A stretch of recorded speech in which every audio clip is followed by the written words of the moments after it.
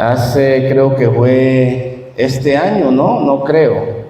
Estuve en la casa, ¿o fue el otro año? Este año en la casa de Ana. Ok, no había tenido la oportunidad de conocer el templo, quedó muy bonito.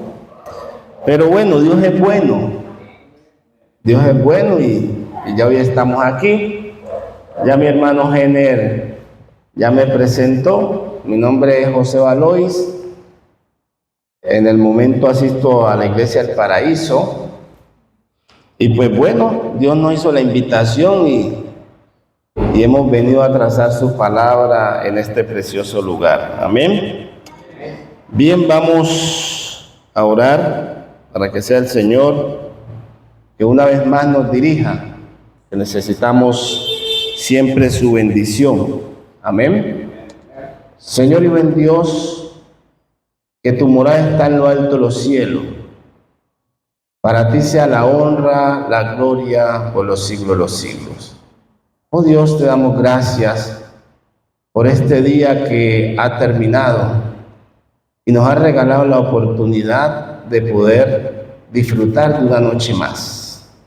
Señor, en gratitud por todo lo que has hecho y seguirás haciendo, estamos en tu casa, oh Dios, glorificándote y dándote la honra. Vamos a abrir tu palabra. Pedimos permiso, Dios, para poderlo hacer de la mejor manera, para que sea el Espíritu Santo que nos guíe una vez más. Y como dice tu palabra, sin ti nada somos, Señor, y es por eso que te invitamos en esta noche para que nos capacites. En Cristo Jesús lo pedimos. Amén. Bien, mis hermanos, la lectura bíblica la encontramos en el libro de Hechos, capítulo 1, versículo 8. Y es una promesa que hay allí, ¿no? Estas son las palabras de ¿quién? De Jesucristo. ¿Ya? Y lo que Jesucristo promete, ¿lo cumple o no lo cumple? Amén. O sea, ya tenemos certeza de que hay seguridad que lo que Él dice se va a cumplir. Amén. Y a grosso modo la lectura decía, pero recibiréis poder cuando haya venido sobre vosotros el Espíritu Santo, y me seréis testigo en Jerusalén, en toda Judea, en Samaria y hasta lo último de la tierra. Pregunta, ¿a quién le está hablando Jesús aquí? En primer lugar a los discípulos. Exactamente, pero esta promesa trasciende ahora ¿a quién? A nosotros. O sea que esta promesa está para nosotros. Segunda pregunta, ¿ya se cumplió? ¿Ya se cumplió? Pues sabemos que en 1844 hubo un despertar bastante emotivo, pero el remanente de Dios para este tiempo está esperando esta promesa. ¿Sí o no? Porque el versículo es claro. Pero recibiréis poder cuando haya venido sobre vosotros el Espíritu Santo y me seréis testigo en Jerusalén, en toda Judea, en Samaria y hasta el último de la tierra. Esta mañana que estaba estudiando el tema, me enfoqué un poco en el momento actual de la iglesia. Cuando llamamos iglesia, pues obviamente tenemos un templo, pero finalmente iglesia se compone de cada uno de nosotros, ¿ok? Sabemos que antes que los discípulos, cuando leemos Juan 17, Juan 14, vemos de que ellos también están como estamos nosotros hoy. Estamos siguiendo a Jesús, pero esto por aquí, Pero había una problemática.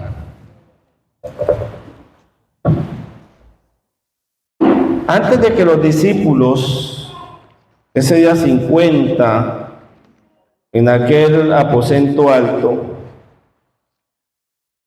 pudiesen recibir esa promesa, ellos venían con una problemática. ¿Cuál eran esas problemáticas? O sea, no había una unión. Ay, aquí se me... 56. Ellos tenían una problemática. ¿Dónde está?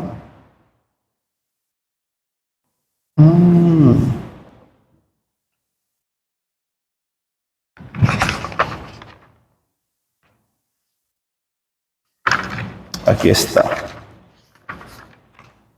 Ok. Ellos, a pesar de que andaban con Jesús, no habían podido comprender el sentido. Digamos, entre ellos había una rivalidad. Y quizás, podemos decir por lo que ocurrió después, esa rivalidad no les permitía disfrutar de esta promesa, de recibir ¿qué? El poder del Espíritu. Podemos decir que estaban raquíticos espiritualmente. Primero, había egoísmo. Segundo, algunos estaban buscando posiciones. Vemos el caso de los dos hermanos. Señor, permita que había uno que quizás tenía una fe, pero en algún momento dijo, si yo no meto la mano al costado, no voy a creer. O sea que había, en esas filas habían hombres que no estaban exactamente, había duda. Había otro que lo iba a negar, y etcétera, y etcétera. O sea, yo lo traigo a tiempo presente, nosotros hoy. Si el Señor dice que cuando el Espíritu venga, vamos a tener poder para llevar el mensaje, y no solamente llevarlo, exactamente vivirlo. Pero ¿qué pasa? Hechos 2, 44. ¿Qué pasó cuando ellos recibieron el poder del Espíritu? ¿Qué pasó? Primer sermón, ¿qué pasó? ¿Cuántos? Después, ¿cuántos? Miren ustedes. El hermano dijo, no, ya ese tiempo pasó. Nosotros estamos esperando ese momento, como remanente de Dios, como pueblo de Dios. Exactamente. Por ahora se está predicando, pero todavía los templos no se llenan, la gente no es convencida. Y viene la pregunta, ¿por qué? ¿Qué estará pasando en nosotros? ¿Será el mensaje? ¿Seremos nosotros? ¿O no es el tiempo? ¿Qué creen ustedes? O realmente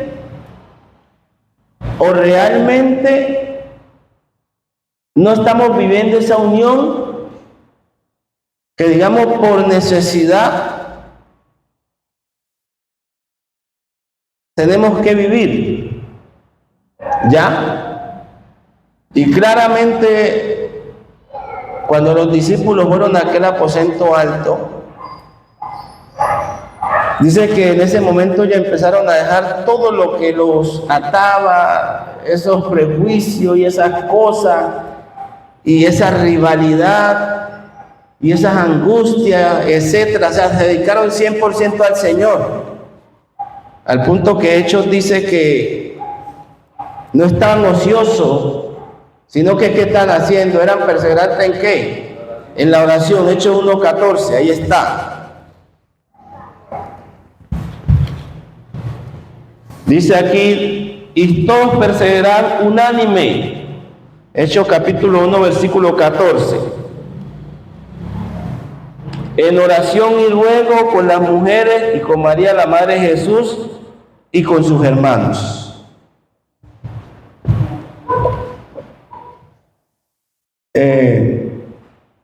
Yo sé que es duro a veces, pues, como hermano, ¿no? Hablar de las cosas que como hijos de Dios nos pasan, pero es necesario que haya un escrutinio en cada uno de nosotros.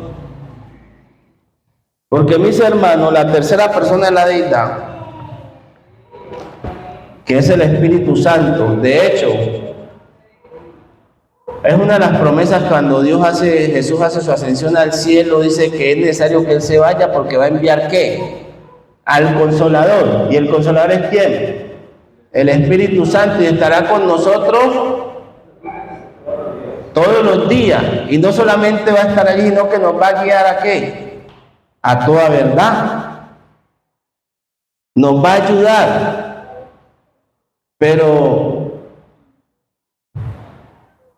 ¿será que esa tercera persona está trabajando con eficacia en su iglesia o en cada uno de nosotros? Porque esa es mi gran pregunta.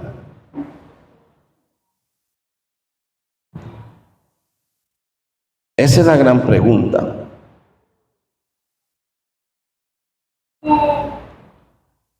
¿O todavía estamos haciendo las cosas por rivalidad? Yo vengo de una gran problemática por rivalidad, donde cuando a mí me toca el programa, pues yo pienso que lo hago mejor que X. O cuando predico, yo creo que lo hago mejor que él. Y sucede que la única influencia que debería haber en el pueblo de Dios sería la de ¿quién? La del Espíritu Santo. Que Romano dice que Él es el que nos enseña, ¿no?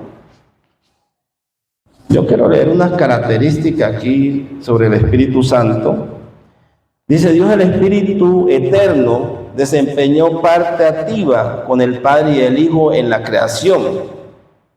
La encarnación y la redención inspiró a los autores de las Escrituras, infundió poder a la vida de Cristo, atrae y convence a los seres humanos y renueva a los que responden y se transforman a la imagen de Dios, enviado por el Padre y el Hijo para estar siempre con sus hijos, concede dones espirituales a la iglesia, la capacita para dar testimonio en favor de Cristo y en armonía con las Escrituras. La guía dice que es la guía de toda verdad. Y aquí tenemos al Espíritu Santo trabajando Génesis capítulo 1, versículo 2, Lucas 1:35, Lucas 4:18, Hechos 10:38, segunda de Pedro, y etcétera, y etcétera. El Espíritu Santo, mis hermanos, es una de las promesas más grandes que tiene su iglesia para este tiempo. Amén.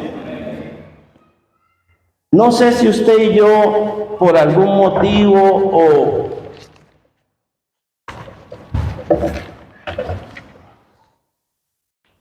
o quizás en algunas ocasiones pues nos estemos tomando el protagonismo de Él y quizás por eso no esté trabajando como tiene que trabajar. ¿Ya? No sé si es que nosotros nos estemos tomando el rol de Él. Ok. Eventos finales. Tenemos buen tiempito. Vamos a trabajar aquí en este libro. Eventos finales nos da unas directrices para poder entender de qué manera trabaja el Espíritu Santo, qué debemos hacer, cómo lo debemos hacer. De hecho, Dice que Él reparte los dones, nos guía, nos busca. Es más, con gemidos indecibles. Cuando la tierra está desordenada y vacía, dice que el Espíritu de Dios se movía ¿dónde? De hecho, fue el autor de engendrar al Hijo de Dios, porque dice que vino sobre María. O sea que tiene una función bastante importante. Y ahí está la pregunta: ¿por qué la iglesia de hoy no tenemos el poder o no está cumpliéndose lo que dice el Señor?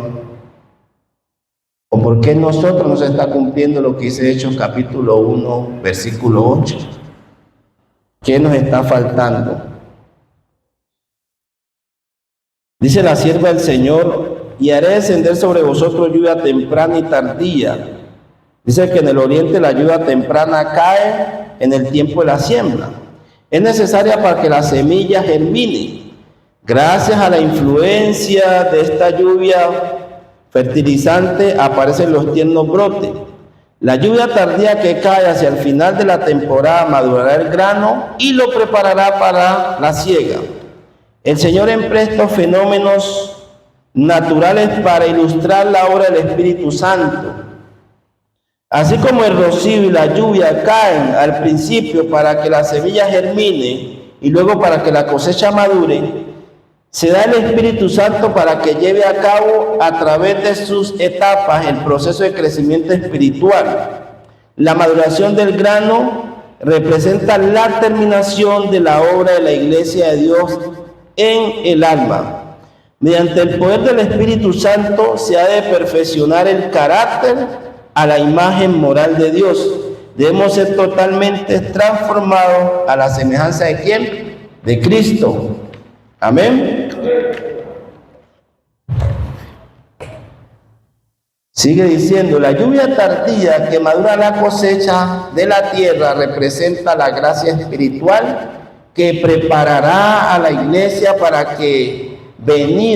la venida del Hijo del Hombre. Pero a menos que haya caído la lluvia temprana, no habrá vida. La hoja verde no aparecerá. A menos que los primeros aguaceros hayan hecho su obra, la lluvia tardía no podrá perfeccionar ninguna semilla. Sabemos que la lluvia temprana fue la que cayó sobre los apóstoles. Pero si lo llevamos a términos actuales, ¿cuál sería la lluvia temprana que recibimos nosotros? El bautismo.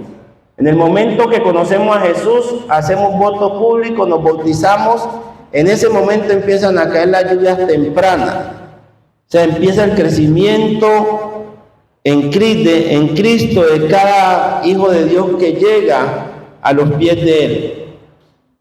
Dice: en obediencia a la orden de Cristo, los discípulos aguardaron en Jerusalén la promesa del Padre, el derramamiento del Espíritu Santo. No aguardaron ociosos.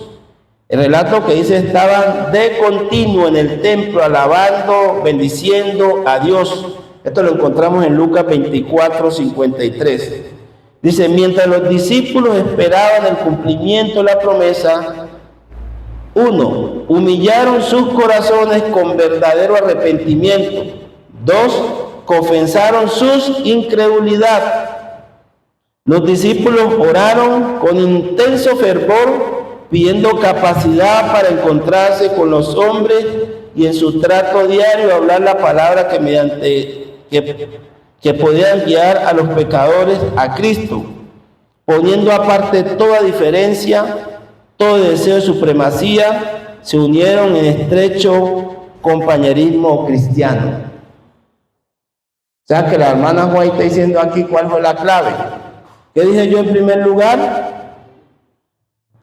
Humillaron sus corazones, tuvieron un verdadero arrepentimiento, confesaron su incredulidad, y etcétera, etcétera. Dice: el Espíritu fue derramado después que los discípulos hubieron llegado a la unidad perfecta. Oiga, este tema de la unidad, aunque se mira muchas veces, no es que la salvación es individual, pero yo creo que la iglesia está en la etapa de desarrollar una buena unidad. una buena hermandad, de que vivamos como hermanos. Llegará un momento de persecución que quizás de pronto usted corra para el norte, yo para el sur, usted para el oriente, pero este momento es para que en la iglesia se pudiese reflejar esto, la unidad en la iglesia. Poco a poco se ha ido perdiendo. Hay un versículo en Mateo que dice que por causa de la maldad, el amor de muchos se ha enfriado. Y uno puede decir que esa profecía es para afuera. No. Hoy en día nos sentimos a veces con más desconfianza entre los hermanos. A veces no nos sentimos tan confiados. A veces hay dudas, a veces hay cuestiones. Y más cuando uno pasa por ciertas situaciones. Pero si deseamos recibir o tener ese poder que tanto anhelamos para cuando vayamos a predicar, el Espíritu Santo, que es el que convence a las personas, puedan llegar las almas a los pies de Cristo, necesitamos pasar por los mismos métodos que pasaron ellos, dejando toda rivalidad, dejando toda incredulidad, dedicándose a la oración, al ayuno, y etcétera, y etcétera. Y vamos a ver los resultados, porque lo que el Señor promete, ¿qué hace? Lo cumple. ¿Sí o no? Lo que el Señor hace, lo que el Señor promete, lo cumple. Vienen unas campañas, y decía un predicador que en aquel tiempo que ellos recibieron el poder, con un sermón se bautizaron 5,000, y hoy en día con 5,000 sermones se bautiza uno. Entonces, ¿qué nos está indicando? Que hay una ausencia. Que pueden haber hermanos consagrados, los pueden haber. Pero debe ser que el Espíritu Santo está siendo estorbado, no sé si por mí o por XY, y no puede trabajar, digamos, con verdadera fortaleza o como tiene que ser. Porque muchas veces hasta los programas y las cosas no pedimos la guía, sino que, bueno, yo creo que es esto y así se hace. ¿Ya? O sea que antes de nosotros tomar una decisión, la primera consulta debería ser: Señor, ¿esto sí es o no es? Y si no es, cancélalo. Pero muchas veces no, avancemos, ¿cómo importa? Dice: el derramamiento del Espíritu en los días de los apóstoles fue el comienzo de la lluvia temprana, y gloriosos fueron los resultados hasta el fin de los tiempos. La presencia del Espíritu ha de morar en la iglesia fiel. Oiga, ¿dónde mora el Espíritu? En la iglesia fiel. La iglesia somos un grupo de miembros, ¿ya? Somos un grupo de miembros, en una hay 200, 150, esa es toda la iglesia. Bajo la influencia del Espíritu Santo, las palabras de arrepentimiento y confesión se mezclaban con cantos de alabanza por el perdón de los pecados. Miles se convirtieron en un día. Oiga, tremendo. El Espíritu Santo los habilitaba para hablar con facilidad idiomas, o sea, también capacita, o sea que para los que tarareamos ahí, mi hermano Tello, el inglés, ya no vamos a tararear, sino que si el Señor necesita que yo le dé un mensaje a un extranjero, me va a capacitar, amén. Exactamente, que él le entienda y uno le pueda entender a él, porque aquí dice claramente. Dice que hablaban con facilidad idiomas antes desconocidos para ellos. El Espíritu Santo hizo por ellos lo que los discípulos no hubieran podido llevar a cabo en todo el curso de su vida. Oiga, o sea que si usted, yo por lo menos tengo 42 años. Aproximadamente llevo en la iglesia unos 15 después de haber retornado. ¿Cuánto llevarían ellos? Y dice que sin el poder del Espíritu, la obra que hicieron no la podían haber hecho quizás en toda su vida. Y la pregunta viene para nosotros. Nosotros queremos evangelizar todo este barrio, todo Cali, y no solamente evangelizarlo, sino que también anhelamos que sean bautizados. Y cada año hacemos las campañas, hacemos los grupos pequeños, vamos, venimos, y a veces no se ven los resultados. Y yo todos estos días me he estado preguntando por qué no se ven los resultados. Yo tengo un grupo en la casa, aproximadamente unos 15 miembros. Entre esos 15 hay como unas 5 visitas. Ya llevamos, creo que casi año y medio, más o menos. La problemática de algunos es que ellos son de otras denominaciones. Hay bautistas y hay otros que van a las asambleas, etcétera. Y entonces yo les coloqué el nombre Aposento Alto. Al grupo le coloqué Aposento Alto, es el nombre del grupo. Y el versículo de memoria precisamente es Hechos capítulo 1, versículo 8. Y yo, bueno, Señor, ya llevamos tiempo con esta visita, ya es momento de que ellos tomen decisión contigo. Pero cuando uno les hace el llamado, a la campaña pasada que tuvimos, muchos van a los grupos pero no quieren ir a la iglesia. O sea, entonces digo, Señor, ¿será que hay ausencia de ti en mi vida o en el entorno? Porque tiene que uno hacerse la pregunta. Porque si el poder del Espíritu Santo está en nosotros, Él no pierde. Dice que automáticamente se predicó un sermón y se convirtieron ¿cuántos? 3,000, después 5,000, y etcétera, y etcétera. Y fueron grandes los milagros y las proezas que hicieron los apóstoles.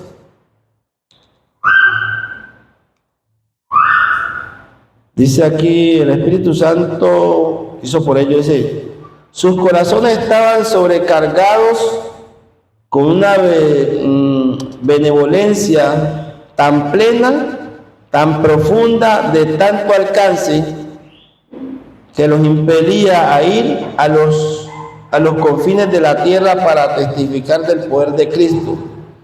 ¿Cuál fue el resultado del derramamiento del Espíritu en el día del Pentecostés? Las alegres nuevas de un Salvador resucitado fueron llevadas a las más alejadas partes del mundo habitado. La iglesia veía fluir a ella conversos de todas direcciones.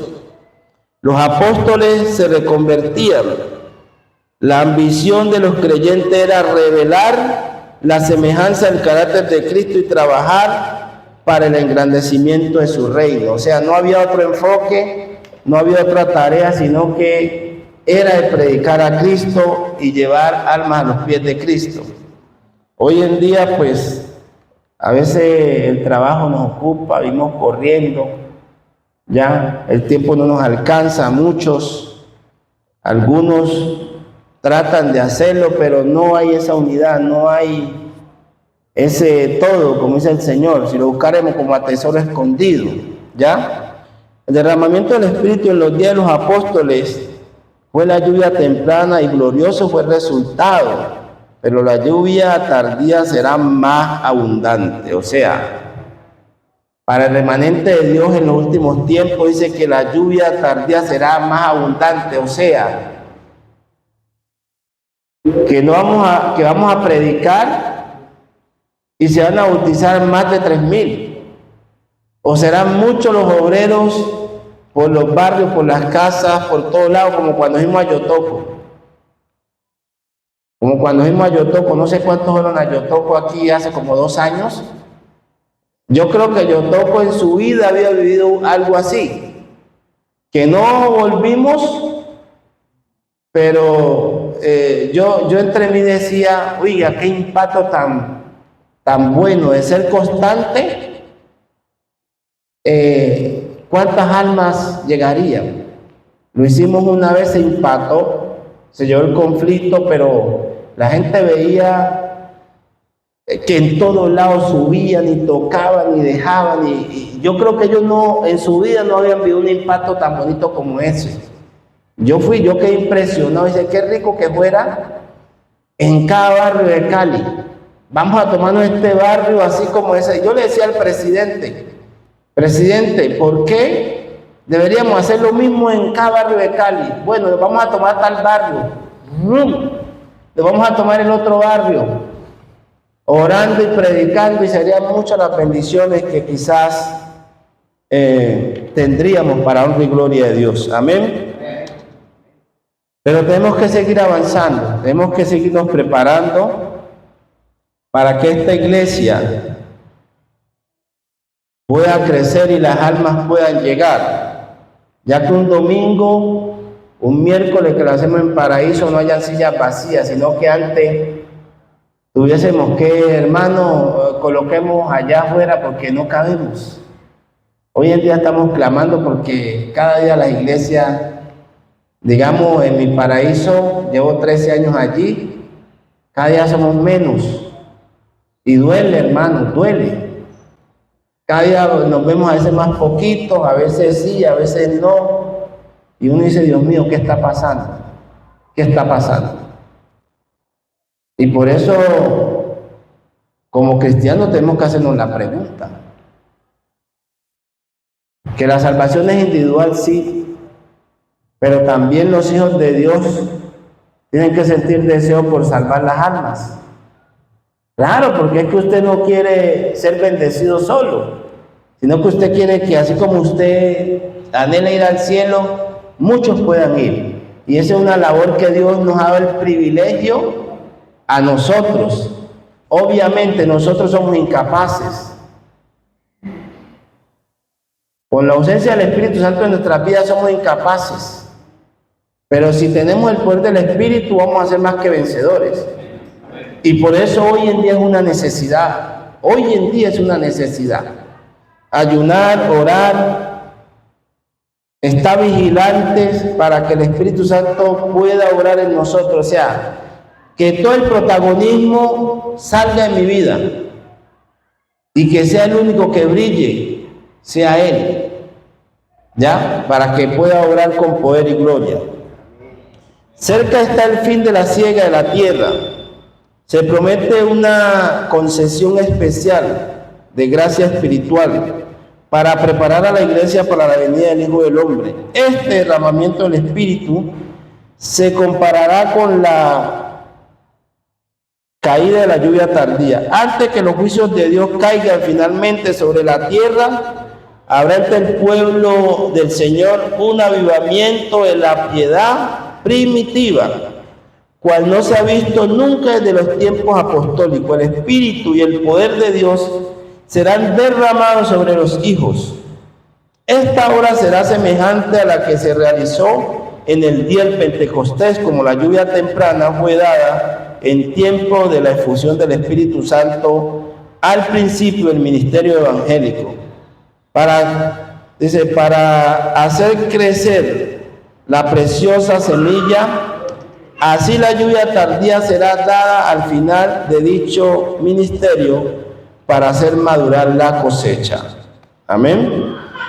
Dice, en ese tiempo encenderá la lluvia tardía o refrigerio de la presencia del Señor para dar poder a la voz fuerte del tercer ángel y preparará a los santos para que puedan subsistir durante el plazo cuando las 7 postreras plagas sean derramadas. Oí que los revestidos de la, dice, oí los revestidos de la armadura que proclaman poderosamente la verdad con fructuosos resultados. Pregunté por la causa de tan profundo cambio y un ángel me respondió: en la lluvia tardía, el refrigerio de la presencia del Señor, el potente pregón del tercer ángel. Dice aquí, en ningún momento de nuestra experiencia podemos prescindir de la ayuda que nos capacitó para comenzar la bendición, las bendiciones recibidas en ocasión de la lluvia temprana. Nos es necesaria hasta el mismo fin, al buscar a Dios para que nos conceda el Espíritu Santo. Él producirá en nosotros mansedumbre, humildad de mente y una conciencia de dependencia de Dios con respecto a la lluvia tardía que trae perfección. Y aquí hay un consejito, ya para terminar, ¿qué debemos hacer?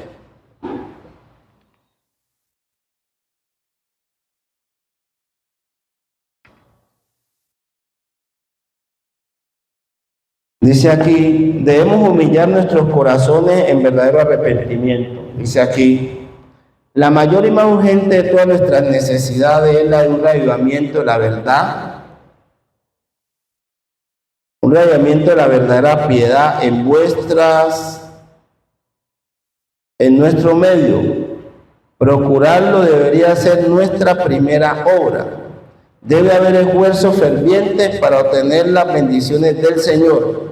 No porque Dios no esté dispuesto a conferirnos sus bendiciones, sino porque no estamos preparados para recibirlas. Nuestro Padre Celestial está más dispuesto a dar su Espíritu Santo a los que se lo pidan, que los padres terrenales dan buenas dádivas a sus hijos.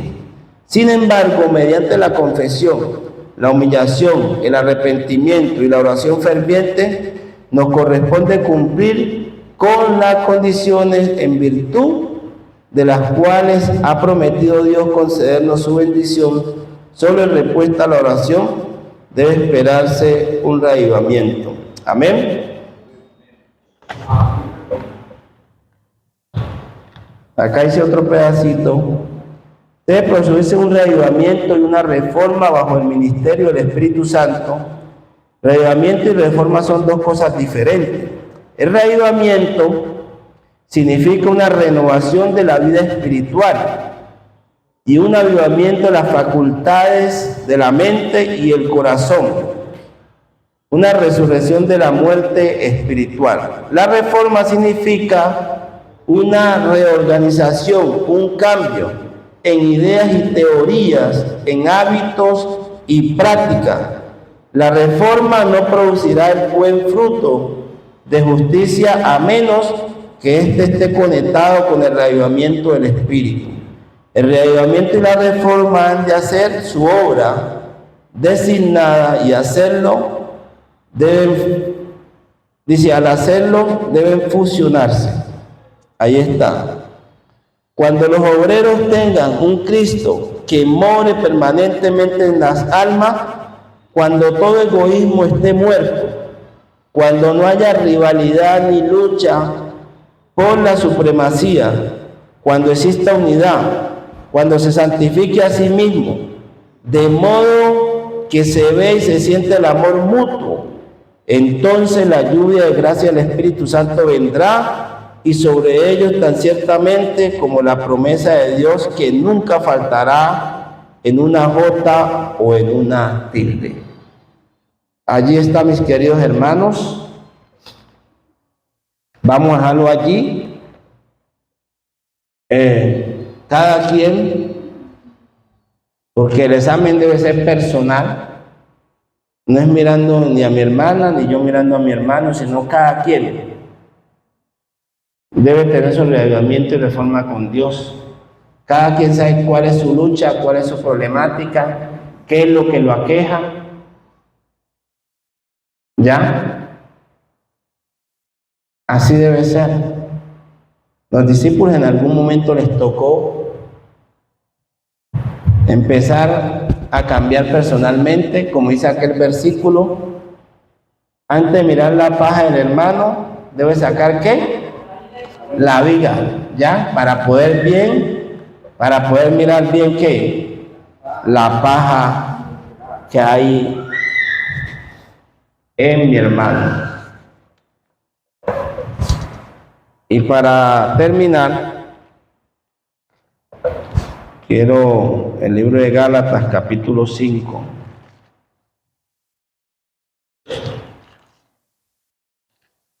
Gálatas, capítulo 5. Está.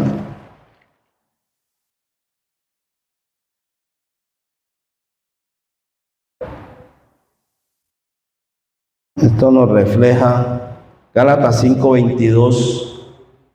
Este tiene que ser el termómetro de cada cristiano. Si yo digo que estoy lleno del Espíritu Santo, En mí se tiene que reflejar estos versículos que hay aquí. Dice, ¿lo tenemos? Mas el fruto del Espíritu es amor, gozo, paz, paciencia, benignidad, bondad, fe, mansedumbre, templanza. Contra tales cosas que no hay ley. Así que mi hermano, cada uno o cada una, tenemos que preguntarnos si realmente tenemos ese gozo. Cristo va a venir, pero hay una obra que hacer. Hay una promesa que se nos es anunciada, la lluvia tardía que tanto esperamos, pero necesitamos hacer reavivamiento y reforma. Necesitamos sincerarnos con Dios. Ya, necesitamos ser renovados para que así el Señor nos pueda usar con poder, no para gloriarnos como dice Pablo, no es para esto, no es por obra para que nadie se gloríe, sino que esto tiene que ser para quién, para honra y gloria de nuestro Señor. Una feliz noche. Vamos a orar o cantamos.